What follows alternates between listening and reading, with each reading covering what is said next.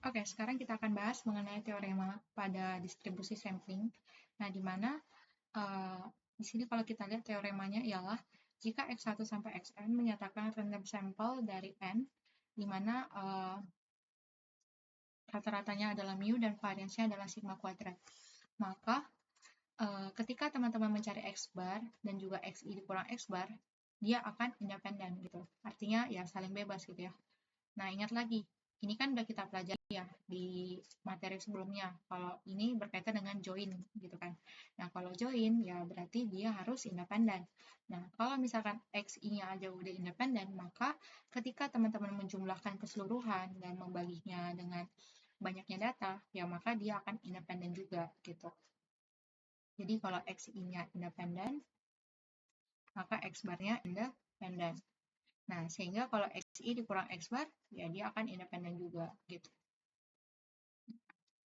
Lalu untuk X kuadrat. Nah, berarti kan rumusnya itu adalah XI dikurang X bar kuadrat dibagi dengan N-1 gitu kan.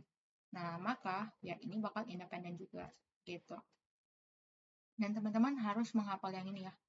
Jadi kalau ada N kurang 1 dikali S kuadrat per sigma kuadrat, ini adalah distribusi chi-square dengan derajat bebas N-1. Jadi ya dia diambil dari sini gitu ya. Jadi kalau misalkan dia N dikali S kuadrat per sigma kuadrat, dia akan berdistribusi chi-square dengan derajat bebas N gitu.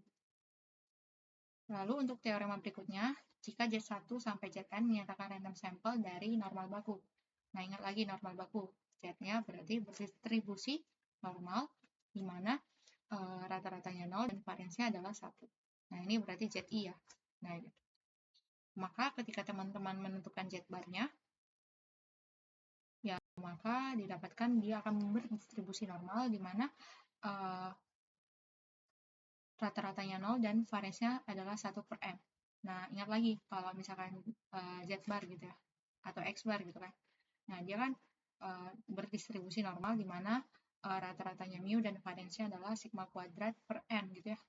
Nah, di sini sigma kuadratnya 1. Nah, terus dibagi N, jadinya 1 per N.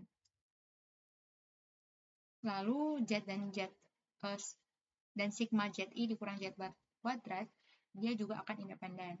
Nah, konsepnya sama kayak gini ya. Nah, sehingga ketika teman-teman menentukan sigma dari Zi dikurang Z bar kuadrat gitu ya. Jadi ketika dia dikuadratkan, dia akan berdistribusi chi-square dengan derajat bebas N-1.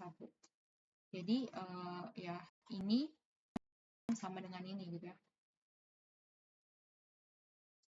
Ini. Nah, di mana ya bedanya cuma di sini aja gitu ya. Nah, gitu.